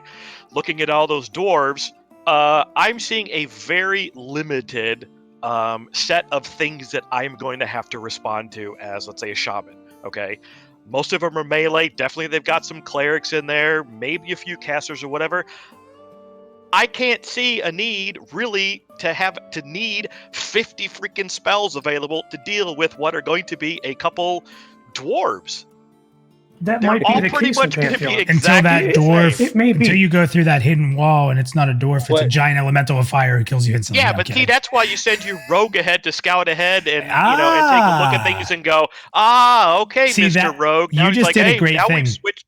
we've now switched. We're now using the abilities of another class to go forward to see how we should respond to future events. So it's funny because Hoiyah, you brought up a rogue earlier. I meant to say well done because you're hitting me where I feel in the feels when you bring up the rogue, but he just countered with another rogue, so that was good. So Vandrad and Lexer, you guys have been on for a bit, so I'm gonna drop you guys so we can get to the room. It looks like we might have lost Elbrus, so I hope he can hear this and he comes back in. I'm gonna ping him. So Elbrus, jump back in there. We're gonna bring you in. So Vandrad, Lexer, any last comments before we drop you guys out? Nope, I'm good. I think either way, if they were to open it up a little bit more, they'd be fine. Honestly, if they were to just have certain abilities that were incredibly important for each class to have their own little floating bar or something. And that I think is super important, but we'll get into that. So awesome. Right. But honestly, for me, I welcome any challenge they can throw at me. All right, cool. Thank you guys. Passionate talking there. Love it. Hoiyah, also awesome. Dropping Vandra and Lexer out. We'll chat for a second here. So a lot's been going on in the chat, Hoiyah. I don't know if you wanted to say anything else about what's been said. I did. Okay, go for it. Yeah, so now that they're gone, I want to make sure I get the last word in, so this is perfect. So this is awesome foregoing. We haven't even brought up the disposition system yet. So, Vandrad brought in a good point that I was noticing the same thing in the last stream. A lot of these mobs are mostly the same. You've got your frost hand, you've got your cleric and your tank DPS, a melee DPS kind of thing. For the most part, the whole zone, it looks like it's going to be the same thing. So I understand his perspective. You could load out going into the zone and probably be okay. But also, we haven't seen too much of the disposition system. We've seen the Bloodthirsty in the last one, and I think that was probably the only one we saw. But I think they're going to be getting more complex and adding more to that. And there's also one disposition that is actually a combine of two dispositions. So I know they haven't fully thought that out yet. Right now, they have names. They're labeled. Yeah. I think that may go away. I hope it does, because I think it may tie into perception. Right, and I want to say that's going to be tied to your perception in the fight itself. You have to see what's going on and then react. And so now bringing in the disposition, having those situational abilities or having to react differently, that makes having an open bar even more important, in my opinion. Okay.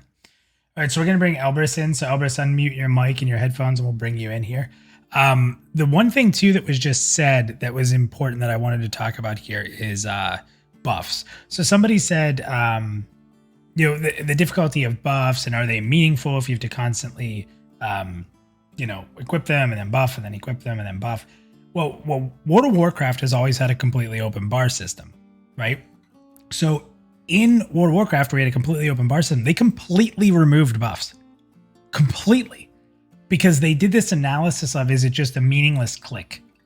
And they're like, well, if we're just going to click this every time, why is it there? Like, if you're just going to do it every time, why do we have it? So they just removed buffs and balanced the game without buffs. So you had this completely open system that said, even in an open system, it's too tedious. And they removed them, and it killed class identity, and people were just like, this doesn't feel fun anymore. Like, we like the buffs. We like buffing up. We like having to bring one of every class to get their buffs. So it's interesting because even WoW thought it might have been tedious to buff. I think prepping and buffing is just tedious. So whether it's open or not, it's still going to be a tedious activity. So I don't think it's that painful in a limited action set to quickly change it out with some kind of hotkey function or some kind of built-in game function that rotates your abilities when you're out of combat. So personal opinion there. So let's bring Elbrus up. He's been waiting a ton. Let me bring him up and then I'll let you jump in on that too. Okay. Elbrus, welcome in, man. How are you? Hey, how you doing, guys? Hey, sorry about the wait, my man. We got into this is a pretty passionate topic here. So thanks for jumping back in. No problem. So what are your thoughts on this? Let's open up to you and then we're going to have Hoiyah jump in on some of the stuff we just added, or you can go right to anything we've talked about, or you can jump right on the last comment. So where do you stand on this? Okay, I have been following, I came in, jumped in pretty late, but I've been picking up my opinions and everything, and you guys pretty much touched on all the opinions that I wanted to hit on. I mean, Vandred, his comments were pretty good. He was talking about having a little bit more, like a limited action set. But and what I was thinking is, what is their reasoning, or how do they want us to play the game? Because when you have a limited action set, you are kind of limiting the way the players play and interact with the game because you have, that limited subset. So you have to see how they want us to figure out the meta for each of these classes. And my thought is, what I'm hoping that what they do is they give us, for each class, multiple play styles, so that we can figure out what play style for our class, for our character, would be more comfortable for us. It's such an And important. give us the ability to have the bars there for that particular type of play style. And I know Hoiyah was talking about the disposition system, where if you have a particular a set of skills out there, and you're finding a particular disposition, and it turns out it's the wrong one, then you'll have to switch and adjust on the fly. But is that the way Visionary Realms want us to play this game? Is that the way, or they want us to determine what we want to do, to determine what we have to do, see how that works, and if it fails, we step back, reset and start over. So it's So you're basically saying, is it more of a chess match where you learn before you fight what you need to do, or learn as you go? Exactly. That's the thing. Is this the type of game that Visionary Realms wants us to play? The one where we figure out what they want us to do, or we figure out how to beat what they're doing, test that ability.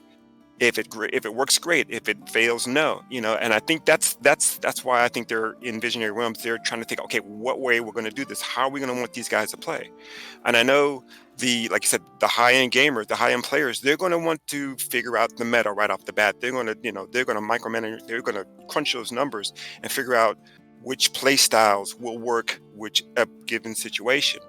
And that word is going to get out. So people are going to set up their systems to work on that particular play style. And my personal opinion about what they should do is give us a limited play set of but maybe 16. But in those 16, give us the ability to customize certain bars so that we can adjust our particular play style to fit us. And that's important too. So, one of the things we haven't touched on at all, which is very odd, is the fact that he brought up having like a secondary bar that is for clickies and macros and buff, and other things. So I brought up an idea. Tell me what you think of this, Elbrus, and chat, tell me as well. So what if, and this actually helps development. So let's do our best to try to think about difficulty of development in limited versus open and stuff like that. And obviously, whatever system they do, they have to develop for. And that's going to change how spells are made and how spells work together quite a bit, how many spells we have. You can have more spells if it's open. You might have less spells if it's limited, but they have to be more impactful. So if that's the case, what about this? What if spells either were primary or secondary? So utility could be secondary, and it's a toggle. So as the game develops and as they want to change things or add in new features, they could make a spell have a secondary feature. So the limited hotbar of, let's say 10. It's 10 primary skills. That's all you can have is 10 on that bar. But you have another 10 that can slot any secondary skills or any clickables or anything like that. But here's the other thing. If you're an enchanter and you want more secondary skills, you can put secondary skills on the primary bar, but you're going to lose primary abilities to do so if you want more secondary abilities. And that's something that's pretty easy to do, in my opinion, to make something have a designation within a database of like a if 1, then yes, if 2, then yes, so you could make something into a secondary ability. Or maybe you get a piece of gear that actually, like, you put on a really awesome set of gear and you get the last piece and it turns one of your awesome abilities into a secondary as well. So now you can put that on another hotbar. So now you have this ability to manipulate skills. I know that sounds crazy. It sounds like a lot of work, but that's actually pretty easy. And then you have a secondary and you have a primary bar, and then you could still be limited, but now you have options. Any thoughts on that? Yeah, I kind of like that. It's kind of like what I was thinking of having, a secondary or customizable that would be preferable to my play style. I was thinking of, if, like Hoiyah says, it's tedious for people to be throwing out, taking out particular spells and putting in new spells. What if there was a way to have a limited set of place bars up on your screen, but have the ability to save certain bar layouts for later, and you cannot have more than like bar X. You cannot have more than one of that particular bar, but you can have 3 preset bars saved for a particular situation. So like you so see that them all, they're all there. You just click on which one's active. Is what you're saying? That's not not necessarily even active, but not necessarily active. But like say you have a bar set for cold environments, and you have a bar set for and that could desert just be in environments, that your sort of thing. character page, right? Like in your character page, Yeah. there could be a tab for like loadouts, for example. Yeah. A loadout things, so that you don't necessarily have to like memorize the spells like we did in EQ all the time, but you could just bring in your. You have to do it out of combat, of course, but you bring in your bar subset for your particular situation. I think that would help with the tediousness situation there. But I want that regardless, open or closed. I want it regardless. The biggest question too becomes macros, right? So, like, if you macro and the clickies thing, I abilities- was thinking the clickies thing would go around the limited skill set. I mean, if there's a clicky that says, there's a secondary, like you said, there's a secondary skill, but you don't have a room for all those secondary skills. But you have a clicky, if you have a utility bar, where the clicky does the same thing as that secondary skill, then you have access to that. So a lot of people are saying there. unlimited bars for clickies, consumables, and macros, but keep LS12. That's it. So here's the other thing. So we've talked a lot about not having access to all your skills. And maybe I'm crazy here, but a lot of MMOs I've played and playing WoW as much as I have in some of the other games, you had a 5-man group. Well, this game's going to introduce the 6-man group because we're going to have support. So somebody said, well, what if you don't have root and you were supposed to have it? Well, I would assume that when you put your group together, you're going to say, okay, listen, you're going to handle, you 3 are going to have CC abilities. I'm not taking any. And this person's going to root, this person's going to snare, and this person's going to do that. So having that extra person, it may sound silly, but that's like all your other abilities, right? Like that little bit extra, if everybody kind of shares the wealth and what needs to be done, sure, it'll suck if that person you assign to an important task dies, then you're screwed. So there are definitely moments it wouldn't work as well. But Hoiyah, what do you think of that? I mean, it is a bigger group setup, and it is, if you set up like who's going to CC as a rogue, if someone says to me, don't take your CC, we got you covered. We have an enchanter and a bard. And I'm just going to go DPS. I'm not stunning anything. Let's go. I think it really should be tied to your class identity. I know you talked about having an identity yourself, but I really think your identity should really be your class and how well you play that. If you're a really good rogue if you're a good rogue in general, you should be able to fill that gap of not having an enchanter when you need to root or you need to do something. You know what I mean?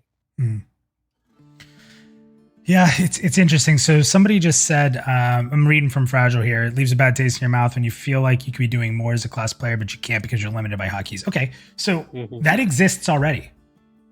Yep. There's never going to be people, I'm just using this as an example, like Fragile, who want more. It's been used 100 times where people have said in EQ, they knew so many enchanters that said, if I could learn 2 more spells, I'd be so crazy, right? That's going to exist in every game. In Diablo, if I just could put 1 more set piece on, I'd be insane. I could have all these bonuses. In Borderlands, if I had 2 more skill points, I could actually master 2 trees and oh my God, I'd be so strong. That's in every single game where you're like, if I just had this much more. It's also a way to limit people from being OP because it's, in a lot of times, like how many times that situational ability, let's be real, where even if you had it on your screen and you went into that fight where you never use it, but it's there somewhere, or you've removed it because you don't use it much, and then you hit that fight like, oh, hey, remember that ability? And you might not even be the guy that remembers it. Someone may be like, hey, don't you have an ability that does this? Oh, yeah, I do. And then you put it on the next fight anyway. So it's interesting. It's a really tough topic to find a middle ground. It's part of the play style. It's that play style scenario where you have to be, on your game as to how to play your particular character. Yeah. So Elbrus, what would you do with the meter? AA, we'll get to you next. I kind of like it where it is because I don't want an unlimited play set. I don't want unlimited. I want a little bit of limited, but ability to customize. I've been seeing situations, where the unlimited play set you could have, you could have buttons all over the place. And I've been in fights where you're fighting a particular mob where you're not supposed to do a certain particular type of attack, and then somebody's hitting the button by accident because he thought it was something else. And instead of killing the mob, they're healing the mob. And they go, "What are you doing?" "Oh, I'm hitting the wrong button by mistake. Sorry. If it wasn't there, it wouldn't have been a situation."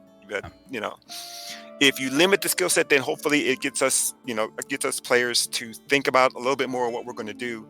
But I still want some customizability so that I can, have a play style that I like. So I'll ask the three of us here to respond in voice, but chat, I'm asking this directly to you guys as well. So let's take everything aside here that we want, whether we want limited or open or somewhere in between. Let's just get out of that for a second. Are we all against ability bloat? Like, cause that's what makes open miserable. When it's super ability, do we all want less abilities but more meaningful abilities? Do we all agree with that? Albert, I'll start with you. What do you think on that? I don't want ability bloat. What I want is the ability to customize the way I play, so that I want the skills available, but I don't want them on my screen all the time. That sort of thing. Okay. I don't want it to be so simple that you have big DPS, little DPS, taunt, shield block, and that's it. I would like some variety, but I think the DPS, this DPS also has a aggro function to it, or this DPS has a snare portion to it, or something like that, and that could be something that could be changed with the living codex. But I damn sure don't want ability bloat. I don't need 20 hotbars. I don't need all that extra fluff. I don't need all the fluff spells like that. So here's me. I remember I'm a limited action set guy. I've come down. If Pantheon said we're not going to ability bloat, then I'm okay with open. I mean, that's really what it comes down to, right? Mm-hmm. And I think that's a very fine line of where the devs are at. I think that's really, the ball is in their court. They've got to make it. That was my point about how do they want us to play this game. Yeah. All right, Elvis, so we moved, or the meter's pretty much there where you want to be. Thank you for waiting again. Thanks for the contributions. Double A, you're going to be our last person on the show tonight. We're going to bring you in. Double A, don't get us in trouble. He gets us in trouble. Double A just starts F-bombing and we're in trouble, and I have to click. I have to submit all these things to YouTube. No, I'm just kidding. He's awesome. So Elvis, thank you very much, man. Again, thanks for your patience. Thanks for contributing tonight, and hope to talk to you in the future, man. No problem, man. Thanks. All right, so Double A, unmute that mic. Get that headset ready. I'm bringing you in. What's going on, Double A? Oh, I'm here. Hello. What's up, man? First of all, I want to say something. Oh boy. Oh jeez. No, I'm just kidding. I'm just kidding. What's going on, man? So where's your thoughts on this? I haven't heard from you in a while. First of all, welcome back. Hope all is well. It's been a while. The holidays, and I work nights, so I'm 12 until 4 in the morning, so. Oh, well, we're happy to have you here. Happy New Year, buddy. Yeah, Happy New Year to y'all as well, and Happy New Year to the Pantheon community. That's awesome. So where do you stand on this topic? This is actually the one topic that I wasn't too sure about, because I was so used to just having such a standard play set, and that's what you chose from, and then it was like 15% buff here or 5% here, and it made you unique, but not really to a point, because eventually someone found the best way to be unique and it wasn't unique anymore. So I'm curious on how they're going to battle that. Right, and see, that's one of the things that I hate. Is I hate the meta builds. If you just leave it open, you're not a meta build. You're not a I refer to ESO. Everybody is a Stam Sork or a Mag Sork or a certain build. That's what they're known as. They're not known as a Templar or a Dragonite. They're known as how they're built. And I'd rather just get the focus and the identity to he's a warrior or he is a great warrior. Or he's a warrior who has had enough thought to say, I'm going to come in here and be the best warrior possible because I've thought about these things. I think it's so important, because listen to the aspect that it gains. You meet up with your group, you find the people that you've been working for 30 minutes to group up with, and then you get an opportunity to sit down there and socialize and say, okay, who wants to bring what at the best of their ability, who's good at what, and maybe shouldn't bring that, and how do we go, kick some butt. I think that's part of the social aspect, that if we can do that pre-hand and put it in a group, this is what I have, this is what I can rock, then that's escaping from the, hey, why don't we talk about how we can be the best group possible? And I don't know, you might be trading something there just for some UI control that people want. So we had another great question to bring up here from Zach. He said, how do I feel about down-leveled spells if we're limited? So actually, I believe, correct me if I'm wrong here, but didn't Joppa say that they were going to allow down-level? Yeah, it's definitely been said that there will be some down level. Not every single skill will be down level, but there will be down leveled spells. So that's really painful for a healer. If you're set at 12. I'm happy you brought that up like that, because my example against this in the past and talking to people is, let's say you're running a raid, and let's just say it's a 2-group raid. I don't know why. But you have 12 people. So you bring a cleric, and the other person you have is a cleric, and you're like, well, we only have 2 clerics. How do we make this work? And one cleric says, well, I'll tell you what, I'm going to be speed, constant heal most of my mana, but I'm not going to be big heals. So I'm going to take down rank spells. I'm going to build a build of spells that's going to be more consistent healing, spot healing, stuff like that. And then the other cleric, let's go ahead and you're going to take the big spells, and you may have to manage your mana a little bit, but you're going to be the big hits. So you kind of take 2 of the same class and you redefine them into roles with some of the down skilling and stuff like that. So here's my thoughts on that. You can do the same thing with open bars, so it's just a matter of what you focus. Yeah, and you're right. But again, I think what I've uncovered personally for myself against the open system is just not having 7,000 abilities. And again, I think that's a good fear to have, and I don't want that at all either. But I think that's what a lot of people are scared of, and I don't think it needs to be that way.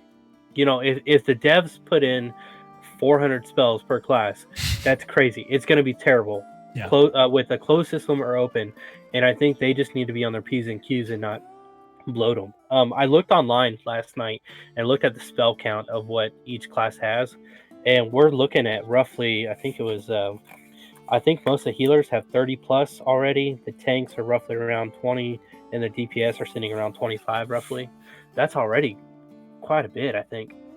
Yeah, that's true. Without down skilling, which is crazy. Yeah, I think that's the point of it. I think what everybody wants when we talk limited action set is more meaningful abilities. I think that maybe, and it's just me psychoanalysing my side of the argument, is we want more meaningful abilities that have impact. I would rather have less skills. I would rather only get 12 skills. Maybe that's my dream. I just want 12 skills. And then of those 12 skills, let me customize them. Let me do something to augment them, whether it's the living codex or something like that. And maybe me thinking a limited action skill means that I'm only going to be able to use those so I can customize my experience that way. If the game is developed as open, good. Let's do it. Don't bloat the spells, make the spells meaningful, and let me customize them. Instead of getting 15 fireballs, let me get 1 or 2 and then be able to customize them. In some way, shape, or form. Upgrade. Take that same spell that you have, and then upgrade it to where it's important. So don't give me a fireball, ball of fire, all this stuff. Give me a fireball. Let me upgrade it and upgrade the animation to a searing fireball, and then a blazing fireball at a higher level. And as I upgrade it, it does more damage, and the animation gets better as well. Yeah, and that doesn't even have to be replacing the spell. Just let me. Give me a tree on the spell that lets me just put some points in it. It doesn't have to be crazy. Maybe I just want to focus on it adding a dot so I can put the point of that spell once I've upgraded my, alteration or conjuration or whatever. Once I get to a certain level, I unlock different pieces of that spell, or I've uncovered it through perception, or I've found it out in the world, and I can augment that spell to say, okay, well, I can either have it do more damage, cost less mana, or I can add a dot on it. Let me do that. Let me pick that to customize that spell. So give me less abilities, let me customize it. Then you can give me 20, 30 action bars if most of them are going to be macros and clickies anyway, and I'm going to have a nice little layout of less abilities. I'm completely fine with that. Right. But then are you going to make a summoner who might be a wizard? I will Because never make a summoner. I'm not I'm just you, joking. I'm kidding. But like then why? Then that's when you get into that nitty gritty of then this class really should define themselves as this class. But with this many changes, now it's a cleric who's really a paladin, and you really got to be careful with that because Well, that's up to balance. That's absolutely the devs. You know? Yeah, that's not us as players. That's the devs not allowing that to happen. Because you're right. That can't happen. And that's terrible too, because that kills class identity.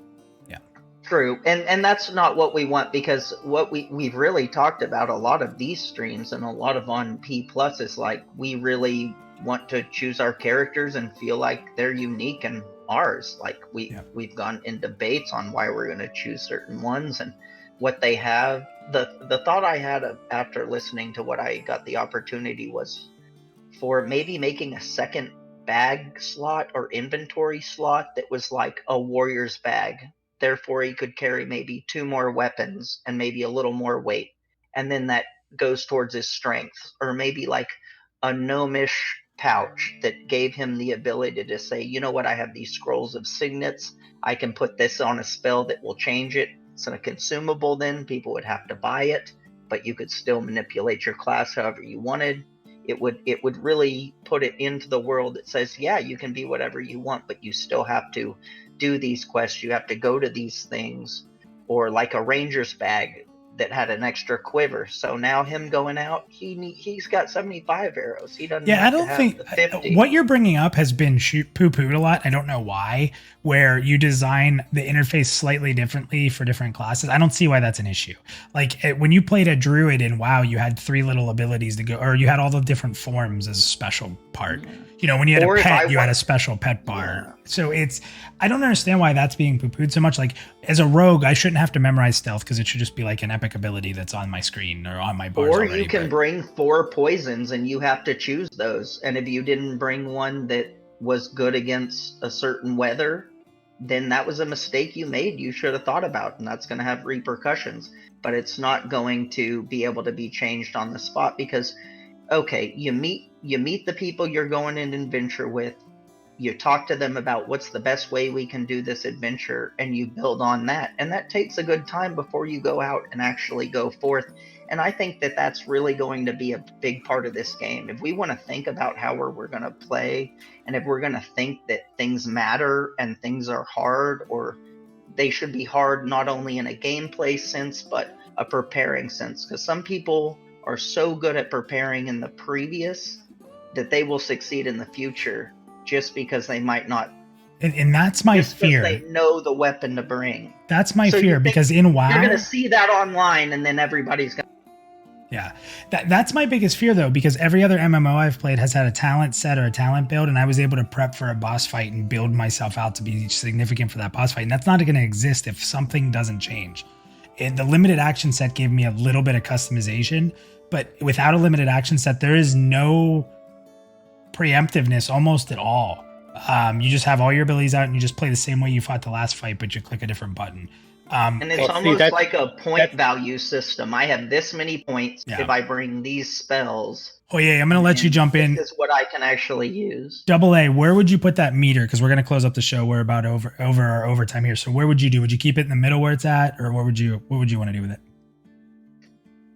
I don't really have a good answer, so I'm not going to really move it. I'm curious. Okay. Awesome. All right, Double A, I'm going to drop you down. Thank you, sir. I appreciate it. Hoiyah, I'm going to have you continue on here in a second. We can wrap up. So Double A, I'm dropping you down. Thanks for coming on, man. It's good hearing from you. Happy New Year. Yeah, always a pleasure. All right, so Hoiyah, you were about to jump into something, so go ahead. So you were talking about you don't get to build specifically for a boss fight or something. For me, that's where your gear is really that much more important. So as a tank, I think you are a tank. You know this. I would bring heaps of gear. I would have gear that was like a smidge better, but I would change out a whole set just because I was fighting a mage boss or a melee mob or something like that. I had gear out the wazoo. I mean, I had probably out of 6 bags, I had 3 of them that were just gear sets. Yeah, and that's something else. If they do gear right and the stats are that meaningful, like again, if I'm a shaman and I get wisdom, then it's going to buff my heal spells, but it's not really going to help my debuffs. Well, okay, well then guess what? I'm going to build up a heal set and I'm only going to use the heals anyway. So I'm going to limit myself by the gear I've collected. That's fine. The thing is again, it all comes back to development. Are they going to be focused on the gear? Is limiting the action set help them with that process? Does opening it make it harder and then the gear design becomes harder? It's kind of trying to step back from exactly what I want, which I've actually fallen quite a bit. It's difficult because I think that the limited action set becomes a target for issues that are not necessarily, I've said this to somebody before, I'm all about what's called root cause analysis, right? So root cause analysis means don't keep cutting the root of the weed off, or don't keep taking the weed out of the ground without pulling out the root. The weed out of the ground right now is limited action set. A lot of the problems that people bring up around limited action set are actually tied to deeper roots, whether it's gearing, whether it's the spells themselves and the design of the spells. There's a lot of other things that play into whether limited action set will work or not. And it's the confidence of how will the design be? Are we confident that they'll be able to fix these root issues, or is it easier for them to open it up and not worry about some of the issues that may stem from it? So it's impossible until we see more. That's kind of what I want to hear more from Joppa is I want to know what they're concerned about. What do they think the roots are, or what could possibly be issues in the future if they open? That's kind of what I want to hear more from him, but we'll see. All right, well, we're going to wrap it up with that. The last little thing here I want to do is we started up the poll, which I've been linking in the chat. So we had some people vote on that. I'm going to read the results to that. Let me link it one more time here. I'll do some thank yous and then we'll wrap up with that. We'll move the meter with it. So last time, that is a link to a poll. We put those on the community page. We're going to start doing that now for every show. We'll have the meter basically there, and you guys can vote on it and kind of have an impact on moving the meter up or down at the end of the show. We are right now, only 28 people have taken it, which is actually pretty good considering it's the first time we've done it. So if you click that link, you can take that real quick. I want to thank the community. I want to thank everybody who jumped in. Hoiyah, you were awesome, man. Like you were made for this. I had a lot of fun chatting with you, man. I love that you were jumping in and getting passionate. That's what I want out of a co-host. So if you guys are looking at coming onto this show as a community member, Hoiyah just nailed it. Jump in, be passionate, get into the conversation, challenge the listeners, challenge me. I've moved down quite a bit. Again, I will completely agree with open spells if you have less, more meaningful spells than just bloating it through the roof. So that's on the devs. You want me to jump in and say I'm good with open? Handle the spells right. So awesome show. Let's go here. I'm going to read this last chance here. If you didn't vote, hopefully you did. We have a few more people voted. We have 34 votes. So right now in this community, in this chat, we have 68% of people who put yes, that they want a limited action set. So it's kind of interesting. By chance, can you throw that same poll out on Reddit? Yeah, I could probably put that out. I could probably put it out in response. I would be curious to see what the difference is on Reddit is. Like outside of this community that's kind of a tighter knit group. Yeah, without a doubt. Yeah, so I think the tighter knit group, the like you mentioned, I think they're going to be higher, but I'm curious what the kind of more casual people think. I'm curious what. Yeah. And I think we all want a little variation even to being completely limited. Some of us just want it, but awesome stream tonight. Oh yeah, again, thanks, man. You are welcome to come on here anytime you see fit, man. If we have an opening and you want to jump on, let's get on in the future. I'm surprised nobody mentioned anything about me being in the closet like a little Harry Potter stuff. Well, everyone was too worried about you being a Packers fan, so. Awesome show tonight, guys. You are absolutely awesome. Thanks to everybody. Sacred, thanks for being in there from the VR team and listening to our rambling and listening to the fan group and the community here. Hopefully they gave some ideas to the team. That's what we're here for, guys, that you do actually get come on, let's get down. VR. Come on, everybody. Check me out. I'm dancing. Do you guys see what just happened on the screen? We just had a sub from Bronson. Come on, bro. I thought we were tight. You've hosted on this show and you just asked, well, we finally have earned Bronson's sub. Oh, that's absolutely phenomenal. I love you, Bronson. Okay, guys. Again, awesome. Thank you. Limited action set. Let's keep the topic going. You can talk about it in the Pantheon Plus Discord. You can talk about it in the comments of this video on demand. You can talk about it on Reddit. We have a post up on there. And I will try to get a Reddit pull up on that. So we'll see how that goes compared to this. Hoiyah, awesome tonight. Thank you, everybody. And with that, we are done. Have a good night, folks.